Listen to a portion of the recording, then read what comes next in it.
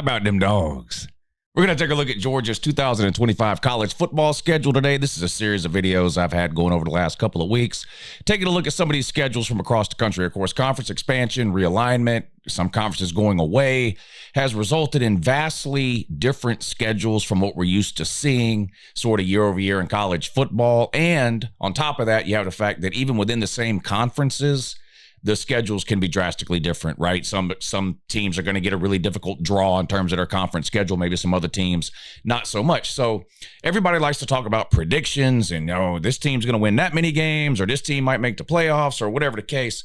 And I do get to that eventually, usually around May. I think you have to wait till at least after spring practice. Remember, you have another portal window that opens up after spring practice. It's a 10 or a 14-day portal window right after spring practices end at the end of April, beginning of May. It's a little pointless. Well, it's always pointless to do predictions. They're fun to do, though. I wait until at least after that to do them. I usually start my prediction videos around the end of May, beginning of June. But part of what goes into making a prediction, at least for me, is understanding the schedules for the different teams in the different leagues, right? Because it's not as simple as going, well, I think this is the best team in that league, so I think they're winning the conference. Or I think this is the second best team, so they're making the conference title game. It's completely possible that the third or the fourth best team in a league can make the conference title game over the first, second, or third best team in the league, strictly because of the difference in scheduling. And there's a million examples you can look at just from last year, whether you want to talk SEC, Big 10, ACC, Big 12, whatever the case. Some teams are going to have a lot more difficult schedules than others, right? Who do they play in the non-con? Where are the road games at? Where do the bye weeks come? Do they have any 2 or 3 game stretches during the season where they're playing quality opponents 2-3 weeks in a row and potentially could slip up, even though maybe you think they're a better team than those other 3? So you really have to spend some time looking into these schedules, understanding the schedules, I think, before you start to make any types of predictions for the 2025 season. So that's what I've been doing. I've done a whole bunch of these already. There's a playlist called 2025 college football schedule previews or something like that. You can find it on the channel and go back through and maybe look for your team or any other teams that you might be interested in. But we're going to go with Georgia today. Disappointing non-conference schedule for Georgia. I'm going to put it up on the screen right here. Defending SEC champions, they had a fairly difficult schedule last year. They had to play road games at Bama, Texas, and Ole Miss. They had a home game against Tennessee. Those were all top 15 opponents. And they play a lot of those same teams this year. In fact, when it comes to the conference scheduling in the SEC, the schedules are exactly the same as last year. They're just flipped home and away.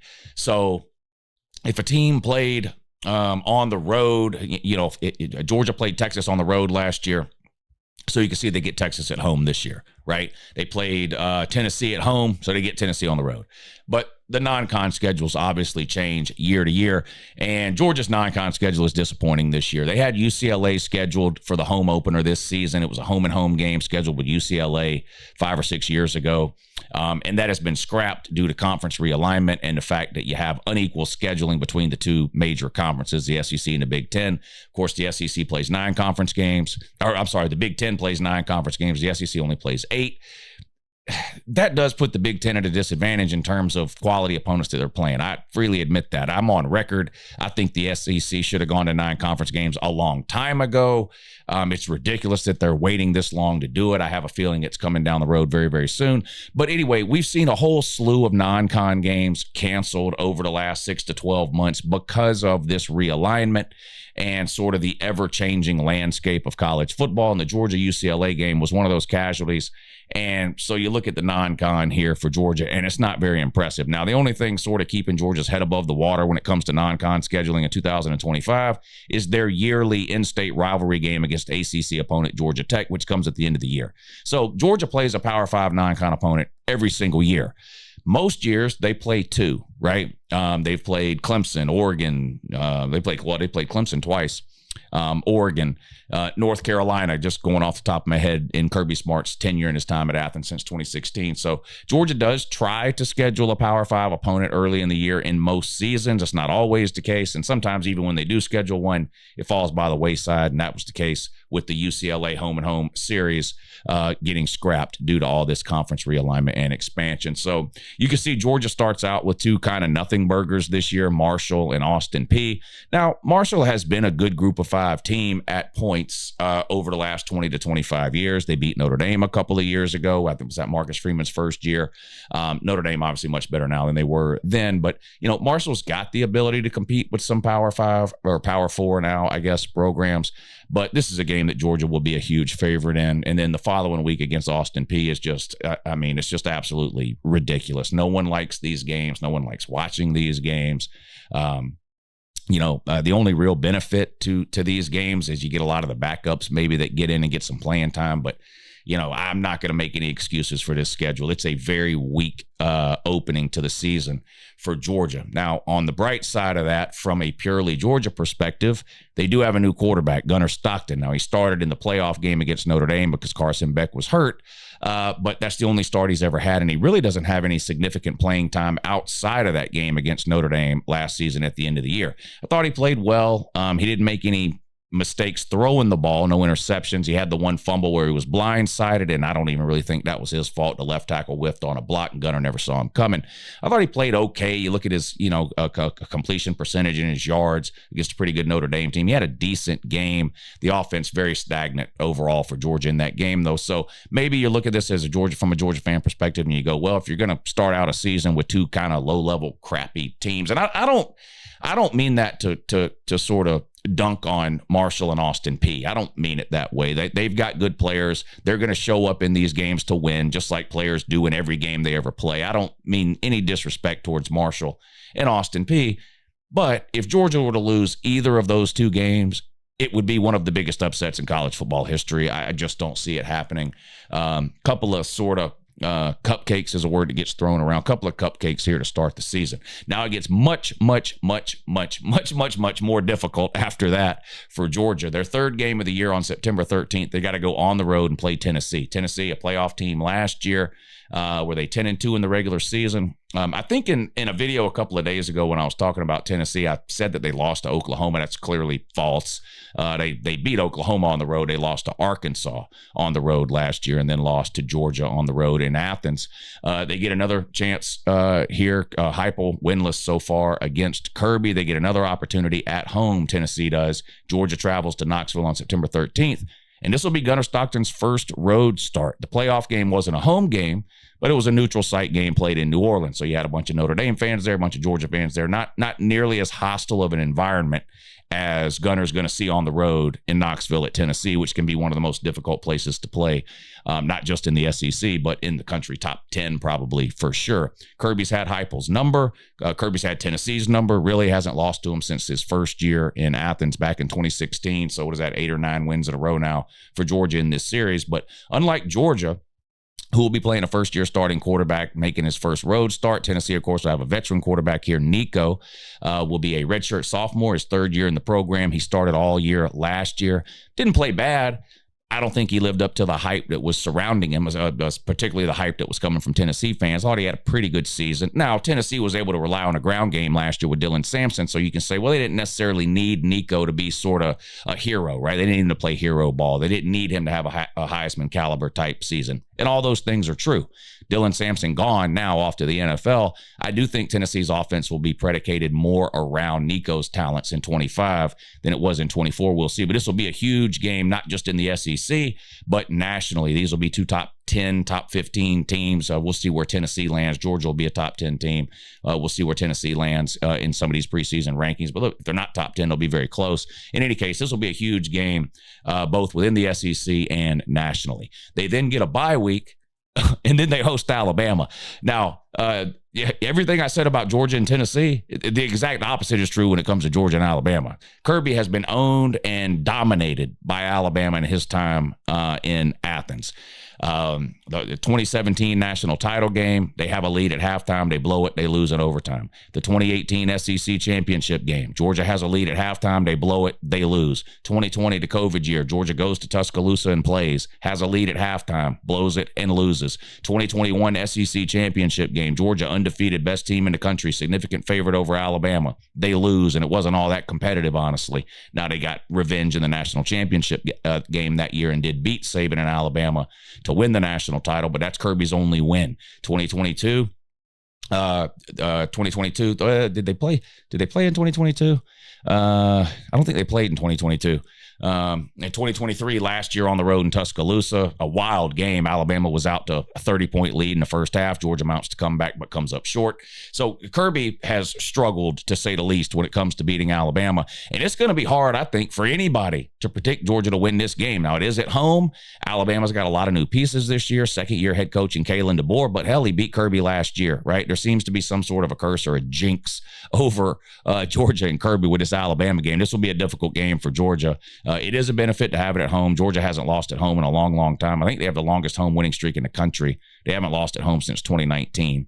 But a very tough game there for Georgia at home against Alabama. And it's back-to-back games. Now, it's separated by a bye week, which is huge. Bye weeks are important in terms of when they fall on the calendar and what games they fall between, right?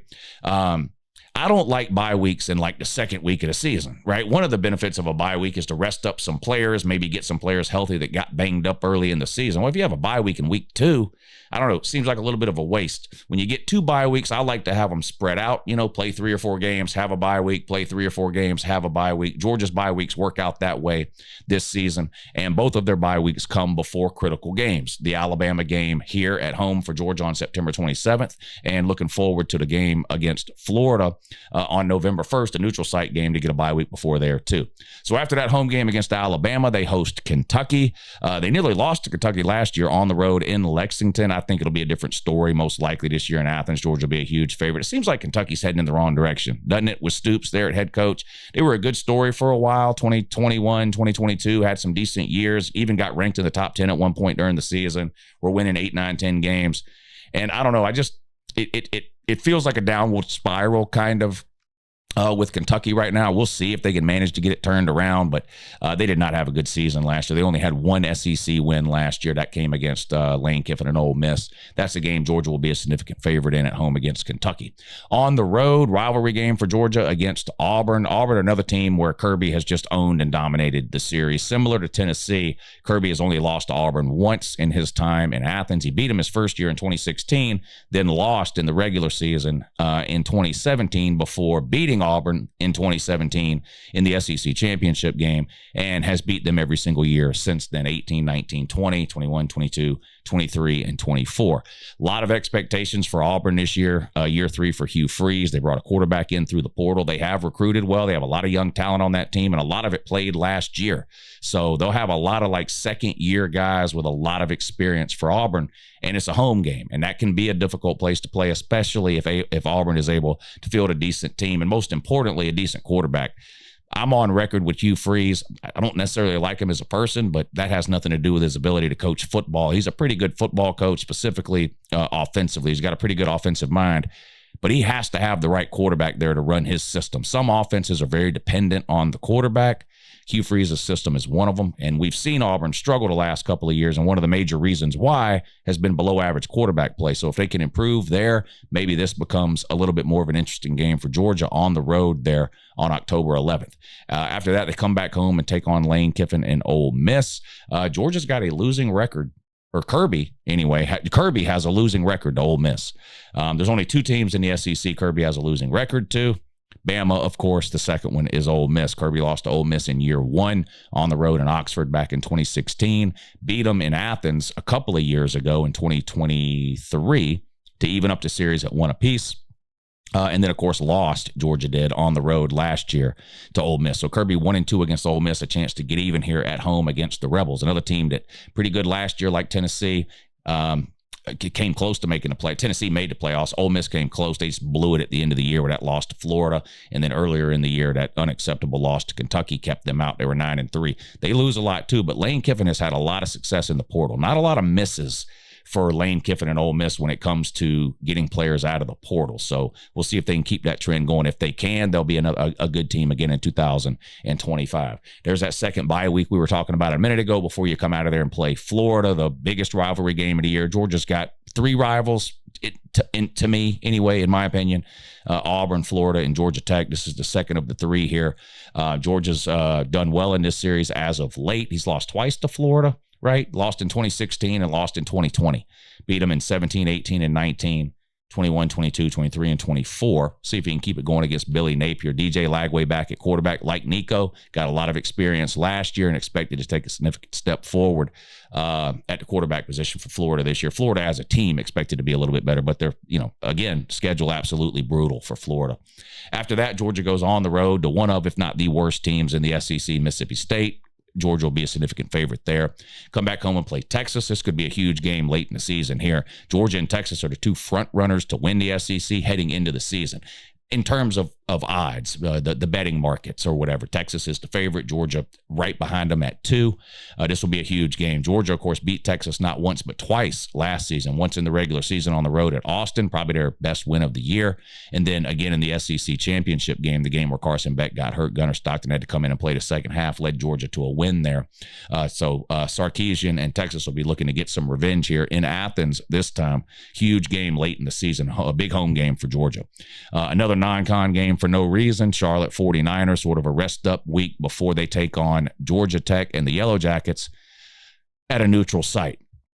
This is ridiculous. I'm not a fan of neutral site games, period. I don't like the Georgia-Florida game being neutral site. I don't like all these early season neutral site games that we get. There is no reason Georgia and Georgia Tech should be playing in a neutral site. Now, this is Georgia Tech's fault, not Georgia's. Georgia Tech, this is a home and home series between Georgia and Georgia Tech. Goes back and forth every year. Atlanta, Athens, Atlanta, Athens. Last year they played in Athens. Y'all remember that game, 6-7 overtimes, whatever it was, one of the best games in the history of that series. A coin flip type deal at the end. It came down to 2-point conversions. And honestly, Georgia got lucky to win that game. This year, the game is scheduled to be in Atlanta at Bobby Dodd, Georgia Tech's home field. Georgia Tech has chosen to sell the rights to their home game to Mercedes-Benz. So this is no longer a home game for Georgia Tech, and that's an important distinction to make. You can move your home game from one stadium to another, or you can sell your home game to another stadium. Georgia Tech has chosen to sell their home game to Mercedes-Benz Stadium. What that means is each school will be allotted the same number of tickets.